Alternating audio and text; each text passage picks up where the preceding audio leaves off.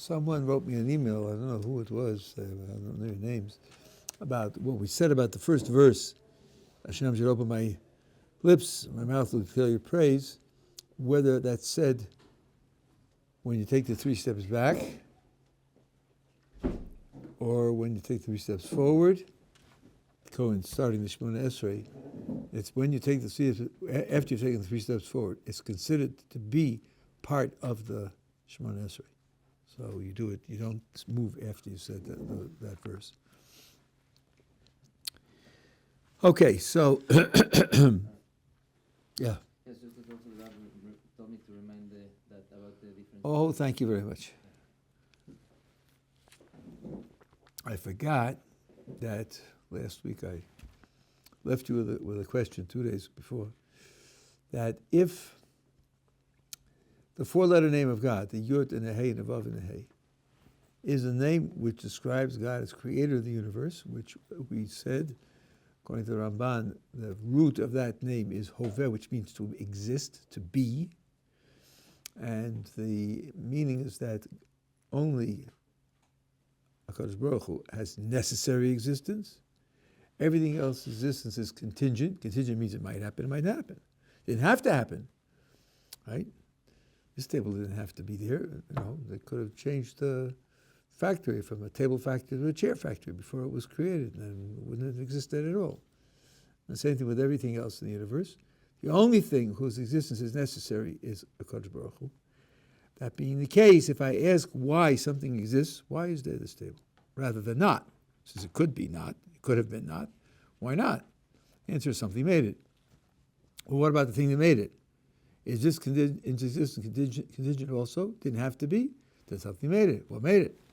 Okay, it got made. If there's only one thing whose existence is necessary, then it has to be the source of existence for everything else.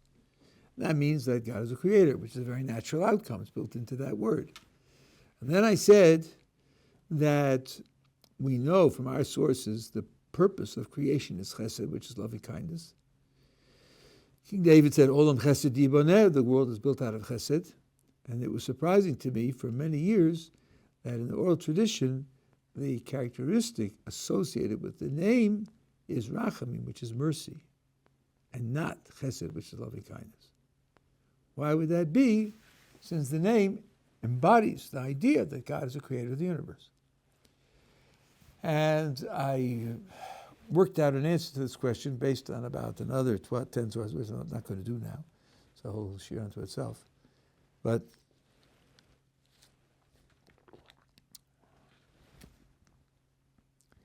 there's one source. A medrash, famous medrash, says that God, when he first thought of creating the world, thought of creating it with strict justice, saw that it would not stand, and added the aspect of mercy to strict justice. Added it.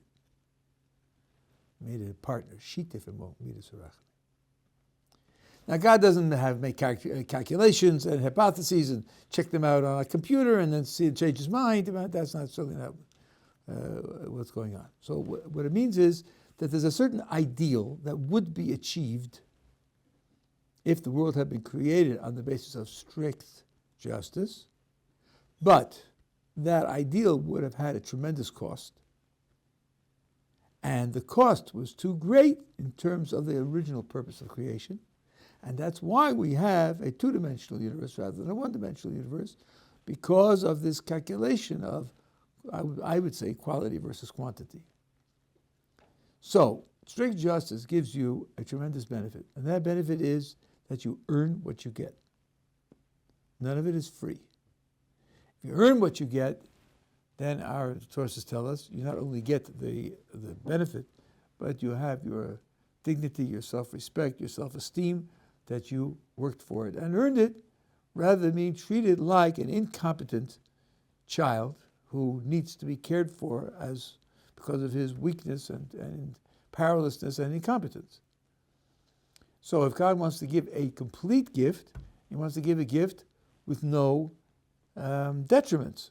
with no failure associated with it. If he gives it for nothing, there'll be that failure. So therefore, he gives us the opportunity to earn it. Strict justice is the characteristic of earning. Earning means these are the things that you should do. If you do them, then you get the result. If you don't get the result. So, if I'm taking account only of the quality of the gift, then strict justice would be the ideal solution. But if you're going to hold everyone up to this requirement of strict justice to earn what he gets, most people aren't going to make it. The vast majority of people aren't going to make it. So you have a competition here between quantity and quality. And quantity wins, and therefore God, Kodesh Baruch Hu, adopts a split system, a system where strict justice is still playing. That's why it says it associated mercy with strict justice. They didn't wipe strict justice out and replace it with something else. Strict justice is still there, but mercy is there also.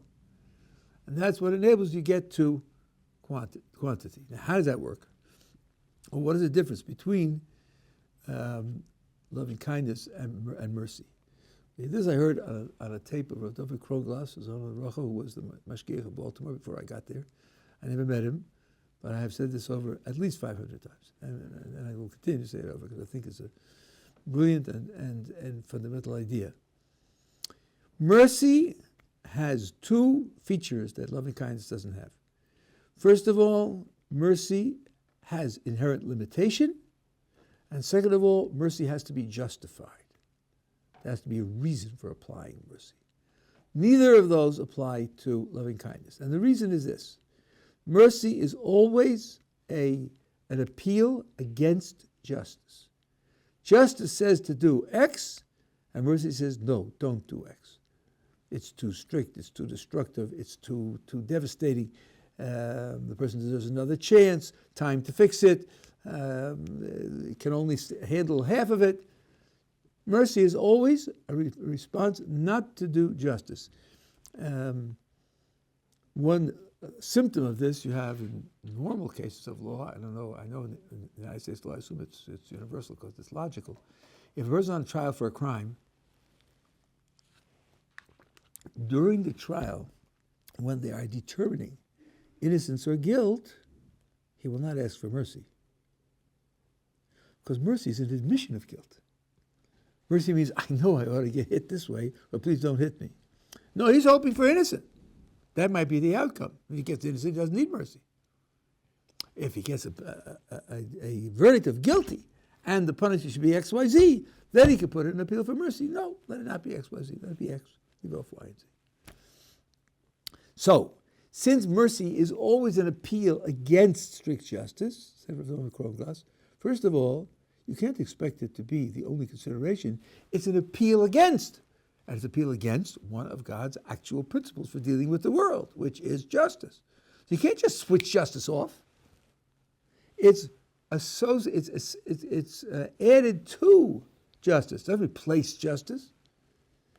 So at a certain point, justice will say, look, you're asking for too much. I also have to be expressed. So mercy is inherently limited. And secondly, mercy has to have a justification, because when mercy says strict justice, you want 13 things? I say only 7. Justice will say, why not? What do you mean? I'm asking for 13 because they're all just. You don't want me to make all 13? You only want 7? Show me a reason why I shouldn't make the other 6. So mercy is doubly limited. It can't be total, and it needs a justification. Loving kindness isn't like that. Loving kindness can act just on the basis of being loving kindness. I don't have to have a further reason behind, but why did you do this? Why didn't you do that? And what? It's an originating principle. The creation can be the result of loving kindness. But there's a certain quality in the creation. Now, let's go through with that understanding again. Of loving kindness says, I'm going to create a world. I'm going to create a world with the greatest possible quality of gift that I will give. Because my purpose is to give. And I want to give the greatest quality gift. And therefore I'm going to create it with strict justice where it'll be earned. And since it'll be earned, there'll be no embarrassment, no undercutting loss of self-esteem. Then the calculation is made, but the vast majority of creatures whom I create won't make it. Who now says Well, but what about them? What about them? There's going to be too many who are lost. Who's talking now? Well, it's mercy. Mercy saying strict justice is too much. Well, let's see now. Is it really something else? Q coming from the garden? After all, if the decision has been made that the ideal world is a world run by strict justice, what do you mean so many will be lost? So they'll be lost. We've decided that the right way to create the world is to create it with strict justice because that gives the most perfect gift. So the answer is that the only thing that could contradict strict justice is loving kindness, because loving kindness brought strict justice into the picture in the first place. God didn't create the world out of strict justice. He created the world out of loving kindness. A calculation was made that this is the most perfect loving kindness that can be made. So if you want to appeal against strict justice, you've got to appeal to loving kindness again. Otherwise, your appeal is too low down to have any effect. So the critic says to loving kindness, okay, you're committed to top quality. Aren't you also committed to quantity? And loving kindness, of course, is committed to both. So what we call mercy is really loving kindness prime. Loving kindness sub 2. It's the second application of loving kindness. It's the same quality, only applied in its secondary context. The first context is where loving kindness organizes a creation for the maximum quality, but then is sacrificing quantity. And then loving kindness says again, no, I'm not prepared to sacrifice quantity. And therefore, I'm going to try to make maximum room for both. I will keep strict justice in the picture. Those that can make it with strict justice will make it with strict justice. They'll be treated with strict justice. That's what the Gemara measures say about Rabbi Akiva. But for the others who can't make it that way, I'll get a mixed picture. That strict justice will apply, but only with mercy. And when their accounting comes, they will not have fully earned everything that they received. That's to keep them in the picture so they can receive anything at all. So the way I understand it, what we call mercy is really a specialized application of loving kindness to protecting the quantity of recipients. I think that's what Chazal mean when they say that the name we were talking about, the Yud, the Hey, the Vav, the Hey, represents the idea of mercy. It's not King David said loving kindness, and they said mercy, and there's a contradiction. No, they understood loving kindness as having two applications, and they're emphasizing the second application particularly.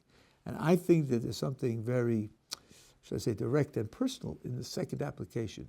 Let's picture it in slightly more detail. So, strict justice, now it's playing out, and here are all these people, okay, there's Rabbi Akiva, and he operates on the basis of strict justice, and he makes it, and then there's Ruvain. Poor Ruvain. He's not going to make it. He's not going to make it because he doesn't deserve it. He hasn't earned it. Who's coming to his defense? Who's saying, but Ruvain, how can you let Ruvain go? Why not save him also? Who's talking? That's loving kindness after the institution of strict justice, saying, I can't let strict justice operate on its own. This is where Kadosh Baruch Hu's love is expressed not as love for the best possible system, but as love for each and every individual who's under the system. It's an individualized love. That has all sorts of implications for the Shema, where it says Hashem, and it says you should love Hashem because you know that He loves you. It has all sorts of far-reaching implications. That's what I wanted to explain to you, that when Chazal say that this name is the name that's associated with mercy, and the verse and other sources say it's associated with loving kindness, I don't think it's a contradiction, because you understand loving kindness appropriately. You understand that mercy itself is an application of loving kindness, only it's an application after the existence of strict justice is put into the picture. You clear what I said? Yeah. These are supposed for mercy and loving kindness? You need merit for mercy. You don't need merit for loving kindness. You're created with loving kindness. You don't have any merit then. Except for the B'nai Yisachar. Okay, for those who know what I'm talking about, no, fine. The normal idea is that you don't have any merit. Okay, so now the last thing that we said was in the middle of the third line in the Hebrew, Gomel Chasadim Tovim. How do they bestows beneficial kindnesses, right? Now we said that's very hard to understand because kindness by itself is beneficial. And we said those are the things which are observably good, things that are good on their face, as opposed to things which are difficult to understand. Which things, I'm not going to go through the whole thing, I've done this it's on my virtual memory, which is on the net. But there is really evil in the world. There is really evil in the world. It's just that all the evil is for the sake of good. That's something which doesn't look good at the moment when it happens, and it will take time. Maybe it'll have to wait for the times of Mashiach. That we'll be able to understand that it led to something good. Leading to something good doesn't mean that it is good. We talk about, in English, a necessary evil. That's a good phrase. Yeah, necessary, because without it you can't get to something that's even better. But it's an evil. It's evil in the sense that were I able to get to the other thing, without it I would never use it. Has no justification on its own. It's justified, but not on its own. It's justified because it'll lead to something else that's good. Those things do exist. That's why Nochim Mishkamzu, you probably have heard, maybe recently, in the context of what we're living through, Kamzu Latova, this too is for good, and the Lamed is very important. Every letter in Chazal has to be counted. This too is for good. We don't say this too is good. We say this too is for good. Rabbi Kiva, his disciple, said, everything God does is le-tav. Didn't say it was tav. So you're not being told, look more deeply into the tragedy and you'll see that the tragedy was good. That's not right. What you're being told is, if you knew the connections between events, you'd be able to see how it plays a good role. If we could have gotten to the end without this, we never would have had this. But it does play a good role. Okay, so this bracha is talking about the chasadim who wear their identity on their sleeve. You see right away that it's something that's good. And as you'll see, the next blessing is talking about the other type. The konei hakol. Now, konei really means possesses. How do they describe it here? Yeah. So it really means possess. But now you come to possess things in a variety of ways. Possession is a big subject in philosophy of law and political science. What does it mean to possess something? And there are a lot of rules, a lot of thoughts, a lot of controversy. But one thing's for sure. If you create something out of nothing, you don't even borrow mass energy from the rest of the universe. You bring something into existence where there was nothing there before, you own it. That's the paradigm case of ownership. So since the Kodesh Baruch Hu created the universe, he owns it. So he owns it. Now, that's why I think your translator writes here, creates everything. But the word konei doesn't mean to create. It means to possess. But in what way is he the possessor of everything? This is the superlative possessor because he creates it. And creates it without using materials from anyplace else.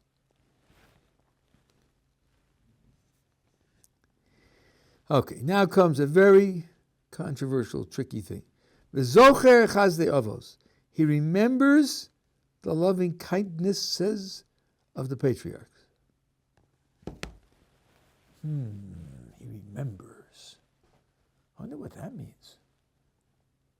Does it mean maybe that he remembers this and what? Doesn't remember other things? These things are special. These he remembers. The other things he forgets? That doesn't sound right, does it? But then what would it mean to say he remembers them? So here I want you to get blue books. I want you to see this inside, the Chumashim. This is very important to know, here and in many other places.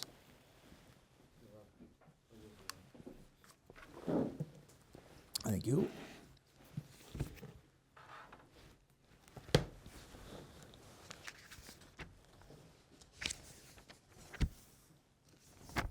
Yeah, here we are. Okay. This is page 1253.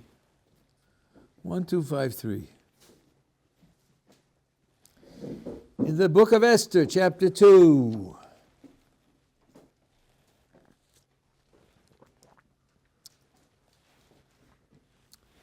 So in chapter 1, Achashverosh has a party, a 6-month blast. Even Los Angeles could learn something from that. And at the end, he has a separate party for his servants in the capital. At the end of the 7 days of that party, he gets high on wine and calls to have the Queen Vashti make an appearance, and she refuses, and his advisors advise him, make this into a feminist issue, rebellion against men, and get rid of her, and you'll win the support of all the people in the kingdom who really count, who are the men, of course. Right? And that's what he does, and he's very happy about it, and she's, according to the text, she's removed from being queen. According to the oral tradition, she's killed. Okay, now, chapter 2 starts as follows. After these things, when the wrath of King Achashverosh subsided, he remembered Vashti and what she had done and what had been decreed against her. How am I supposed to picture this? Here's Achashverosh strolling in the palace with his aides in attendance. He says to them, you know, I can't remember the last time I saw Vashti. Is she in Acapulco running up the credit cards? Where's Vashti? Oh, slipped my mind. 3 months ago, we kicked her out, right? Not very probable, hey? So what does the text mean here? Talking about a human being that he remembered. Here it means he now uses this past fact to motivate a present decision. Because the next thing in the text is he goes hunting for a new queen. Doesn't mean he forgot in the interim. The word lizkor in biblical Hebrew can mean making a present decision on the basis of a past fact. And here you have it for a human being. So and that's clearly what it means here. It doesn't mean he forgot in between. So if it can mean that stated of a human being, it will also mean that when it's stated of God. And this is how you do textual analysis, especially when you're worried about anthropomorphism. When you have a word, you've got to find another place in the Tanakh where it's used with the usage you want to use, and then you can use it elsewhere. This is what Maimonides does explicitly in the first 50 chapters of the guide, over and over again for physical descriptions of God. He looks elsewhere for some place where the word has a meaning, where it definitely has that meaning, and he says, well, it's referring to God. That's the meaning that it has. So when it says over here, God remembers the kindnesses of the fathers, doesn't mean that he forgot or could forget or would forget. It means he uses the kindness of the fathers as a constant, present tense, as a constant basis for the decisions that he makes. Which means that the lives of the patriarchs set a platform from which all future decisions are made. It's not the only thing that's taken into account, but it's a feature that's always relevant. That's absolutely gigantic. That's what their lives did, created a platform of relevance to all future generations. Now it says, Chazdei Avos, the loving kindnesses of the fathers. So when you hear the word loving kindness, you naturally think charity and justice and support and help and so forth and so on. The truth is that in our tradition, the word chesed has another application. The word chassid does not mean Jew who wears a fur hat on Saturdays. That's not what the word chassid means. And in fact, the word chassid goes back to the Tanakh. It was not invented 300 years ago for the fur hats. The word we've been talking about this evening, which I said at least 10 times, chesed, loving kindness, chassid is a person who practices chesed, loving kindness, the same letters. So, the Gemara says, Edu Chasid, who is a practitioner of loving kindness, Hamischasedim Kono, who does loving kindness to his creator. I'm using Kona as creator, as we said before. Right? Does loving kindness to his creator. Then you actually do loving kindness to God? Really? How would that work? Let's see, what is loving kindness? Well, somebody needs something, right? He needs it, so I'm going to give it to him. I'm going to fulfill his need. That's loving kindness. Does God need anything? How could you then, if he doesn't need anything, how could you provide loving kindness to God? Now, I'm not going to answer the question. I'm going to give you a framework in which the question can be placed. The answer would have to justify the whole framework, and that's further than I can go. But one way that God presents himself to us is as follows. He presents himself to us as the creator, and he created the world for a purpose, and he has designated us to be his partners in achieving that purpose. That's how the world is running. So now, I can say to myself, this is his purpose of creating the world, and I'm designated to be a partner achieving that purpose. Surely that's something that he wants. Surely that's something that is good for him. He doesn't make mistakes about what he wants like we do. And so I want this, but when I get it, I'm sorry I got it. No, he doesn't make mistakes like that. If that's his purpose, then doing this for him is doing something that's good for him. The purpose has not been achieved now. It's something that needs to be achieved. Well, if I put my shoulder to the wheel and I actually participate in this process, then I'm doing something for him. According to that picture that he presents to us, we can, in fact, do something for him. The difficulty will be, but Rabbi, we have another picture where he's perfect, self-sufficient, self-sustaining, completely independent. Yes, we do have such a picture. That's true, right? We do. Okay. And well, can't you make the two pictures consistent? Yeah, we can in a certain way. It's just complicated and it's not easy to explain. Surely you know that solid objects are made of atoms, right? Surely you know that an atom has a nucleus in the center, and then it has electrons which appear when you measure them and don't appear when you don't measure them. And when they appear, they're very, very tiny and very, very far away from the nucleus. So if the nucleus were a peanut, the electron would be down the street. What's in between the nucleus and the electron? Space. Golly, space? Should I say empty space? What about virtual particles, virtual energy, and so forth and so on? Okay, quantum mechanics, fine. There's particles, electron, and space. So then, tell me, doctor, why is it that when I pound the table, it doesn't go through? If it's 99.999999% space, how come it doesn't go through? Can you answer that question in detail? I'll bet you can't. But you know that somehow it works that way. Things that are almost all empty space still can stop your hand from going through. Okay. Somehow those two pictures go together. They do. They actually do. Fine. All I'm saying is that Chesed to HaKadosh Baruch Hu works with this part of the picture. That there's a world, the world has a purpose, we are put in a position to be partners in realizing the purpose. When I do that, I'm doing something for God that God wants done. Okay, there's a lot of sources like this.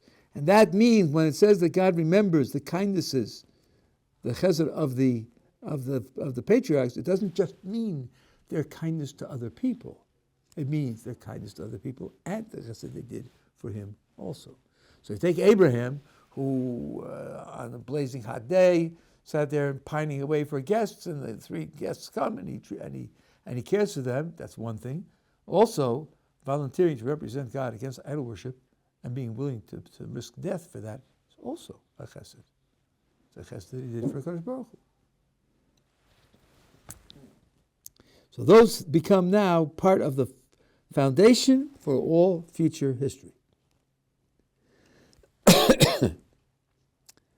And he brings a goel to their children's children for the sake of his name with love. Okay, now, You have to be careful here a little bit. The word brings is present tense. What does it mean he brings? Brings it. Is he on the way? Hiding out someplace?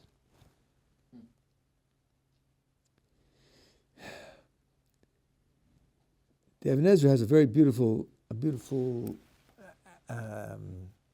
symbol here or parable here. He says, imagine a person who complains about the fact that all he gets is blue light. He doesn't get any other color light. Just blue. So you say, can I visit you? He says, sure. Well, by all means. You go into his house, look around, and in every window frame is a blue piece of glass. So the only wavelength that gets through is blue. Nothing else gets through. The sunlight has all the wavelengths in it, but not in his house it's all blue. You say, hey, fella, look. It's not that God isn't giving. You just put up a filter and you're filtering everything out. This is a picture of how God runs the world. God gives, but there's a filter. It's up to us to clarify the filter. It's up to us to replace a filter with only blue to a filter that has blue and green, or slides between one and the other, different types of filters, up to us. So it's not that God isn't giving. He's giving, but our part in the system is to clarify our ability to receive. That's why the Pri Tzaddik says, when you ask God to help you understand Torah, first ask Him to help you make yourself into a vessel that's worthy of receiving Torah. And then ask Him to help you fill up yourself with Torah. Because if you aren't worthy of receiving it, you're not going to get it. So, the present tense here means that this is what He's doing, and if we aren't getting it, it's because we're not making ourselves available to receive it. So He's bringing in all generations. That's why we say the Mashiach could come in every generation. Someone exists in every generation who could be the Mashiach. Now here is a pair of phrases which Rabbi Pindris told me 42 years ago. There's a key to a certain aspect of the words that we're studying. Laman Shemo B'Yahava, for the sake of His name, in love. There are two pictures, of course there are an infinity of pictures, but there are two pictures that are often juxtaposed. One is, HaKadosh Baruch Hu created the world for a purpose. This means He's taking a position where He sees the whole of everything that exists, the whole of history from beginning to end, and that's the project. He has a project. That project is based on His being, certain principles that He uses in running the world. In our sense of understanding, loving kindness, as we said, that's the top principle. That's what He's expressing by what He's doing. That's very distant. That's overarching. That's taking everything into account. Ahava is not like that at all. Love is something which applies differently to different features of the world, different people, certainly people different from other facets of the world. Love describes an involvement. If the first is a position of transcendence, the second is a position of immanence, to use the technical philosophical terms. That on the one hand, He transcends, He's the creator, stands outside and has a project for the whole. And the other is that He's present at every space-time particle, space-time moment, particle moment. And His presence there is an expression of His care for that. Yes, good idea. His care for that. And of course it's going to vary. The quality will vary with whatever is at that particular time and moment. So now, if you look at the previous phrases, you can see this kind of alternation going back and forth. And the idea is that they're both perspectives that God occupies in dealing with the world. So, if you go back to the very beginning, Baruch Hashem Yud Kei Vav Kei, that's creation. That's standing outside. Our God and God of our fathers, that's an intimate connected relationship. Same with God of Abraham, God of Isaac, and Jacob. Then we said Aleph Lamed, which is the beyond. We talked about the crown. Then Gottleib and Nora, those are attributes of how he deals with the world. And then the high Aleph Lamed, again, above, provides good loving kindnesses. That's person by person, moment by moment, day by day, each person and the things that he needs. And then possesses everything, stepping up again. He remembers the kindnesses of the fathers and brings a redeemer to their children's children. That's involved, present. Then, for the sake of his name, stepping up again to his project, and B'Ahava is back and involved again. So you have this alternation, and this alternation is crucial because Adad does occupy both positions. And I mentioned to you a couple of days ago, I'm mentioning it again because sometime in the future I will do it as a whole shir, the usage of two types of address throughout the rabbinic corpus of liturgy. When you speak, you revert to God with YOU versus HE. YOU is second person, HE is third person, and the difference between them is that YOU can only be said to someone who is present. Can't use YOU to refer to someone who's absent. Whereas HE can be used to refer to someone who's absent. And every blessing that the rabbis wrote has both references in it. It says, Baruch Atah, blessed are you. Another example says, Asher Kiddeshanu b'Sosav, that he has sanctified us with his commandments. So that's you and it goes to he. Because there are these two perspectives. So this alternation of phrases in the first section of the Shemona Esrei bespeaks that alternation of two perspectives from which God deals with the world. Okay? Now, one more remark, one more word here. That's goel. How do they write redeemer? Yeah, I'm not quite sure I understand where they put capitals and where they don't. But if the word redeemer is supposed to refer to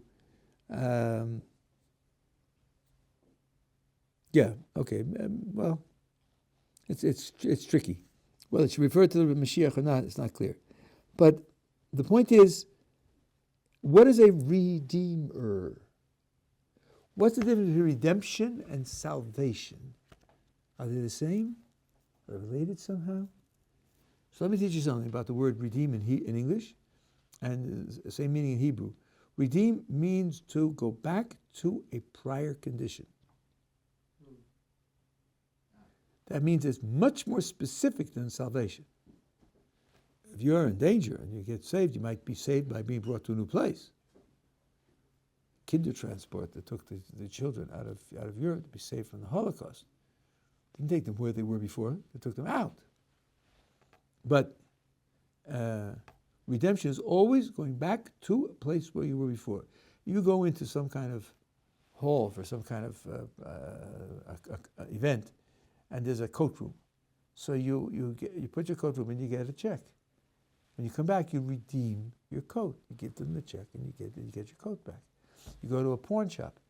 You give in the item and you get some money. And if you can come back and pay it back before they sell it, then you redeem your object. You bring it back to you because it was yours and you gave it and you're getting it back. So whenever you read redemption, you have to think, wow, we're going back. Where are we going back to? Where are we from? Where are we going to? So if we're in exile, we could be going back to the land of Israel. If we're in the land of Israel, let's say in the second temple, we could be going back to the period of the first temple. If you're a soul in this world, you could be going back to a condition similar to the condition you had before the soul came into this world. That's what Sfas Emes is. So, but always when you see the word redeem or goel in Hebrew, you're thinking in terms of going back to some prior condition. Okay, now the last words I'm going to comment on today, the next 4 words. King who helps, saves, and protects. King who helps, saves, and protects. Well, those three words are in a natural progression. To help means I'm doing something. I have a project. I'm working on it. But I can't do it alone. I can't complete it alone. I need help. And HaKadosh Baruch Hu helps. Saves means I'm drowning and I can't save myself. So HaKadosh Baruch Hu saves me. Protects means the danger doesn't even reach me. So in terms of HaKadosh Baruch Hu's investment in the process, it's going from less to more. And helps, I'm responsible to do something, and he's working together with me, so to speak. Saves, I'm drowning, and the other, it doesn't even come to me. Now the question is going from less to more of divine involvement. What is the progression in terms of value, purpose, goal? So the answer is we were not created to be drowning and be saved. That's not why we're created. Even though, in a certain sense, according to a certain other religion, that would be a fair description of why they think we were created. But the Torah doesn't teach us that. We're created to work. We're created to exercise our free will. Just we can't do it alone. We can't complete it alone. So Ozer, helper, is the highest possible relationship. It's just that as life bears on, you will find times when the opposition is overwhelming and there's just no way out. Like they were in Egypt, where the iron rule was no one escapes Egypt. No one. It never happens. Okay, so then you have no resources at all. So then the only thing you can do is HaKadosh Baruch Hu can set you free. So there are times when that happens. And in terms of protection, you should meditate on your lives and think about 90% of the world's population is subject to deprivations and dangers that you don't even dream of. You don't wonder where your next meal is coming from. You don't wonder where you're going to get purified water. You don't wonder where you're going to get a job. You have a college education. I don't worry about getting a job. There are people starving to death on this planet. There are people who live under horrible conditions on this planet. You don't even think about it. You probably don't even know that the language in which you were brought up, English, is the language of half of all the world's publications and 3/4 of all the world's scientific publications. Just by being brought up in an English-speaking country, you have a language which everybody else in the world is forced to learn, because otherwise they can't do things that are sophisticated. They can't do things that are international. It's the international language, and you've just given it. So there's a gigantic amount that HaKadosh Baruch Hu put on your plate, and you don't have to go through those trials and difficulties. So it should be, you should have a sense of full praise, but I think you should emphasize Ozer, that he's helping. That's really where the purpose of your existence shows itself, in the things that he wants us to do, and the fact that he helps us complete them. Okay, I have a few minutes. I'll just finish the closing.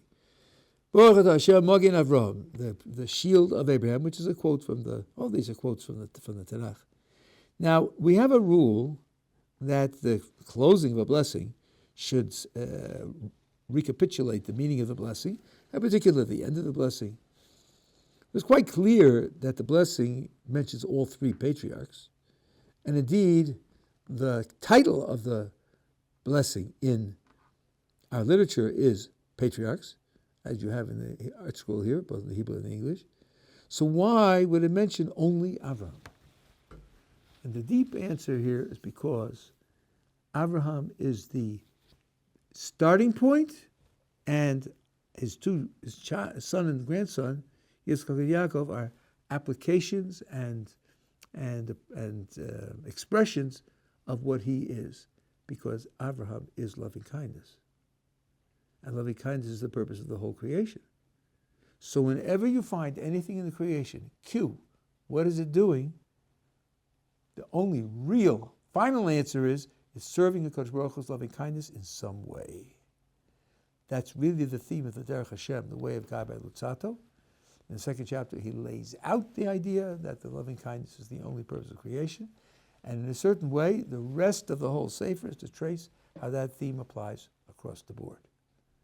So when the closing mentions only Avraham, it's because Avraham contains within him also the other two. He's the source of the other two, and therefore it's enough to mention only him. Okay? 3 days, 4 days on the first blessing. That's all.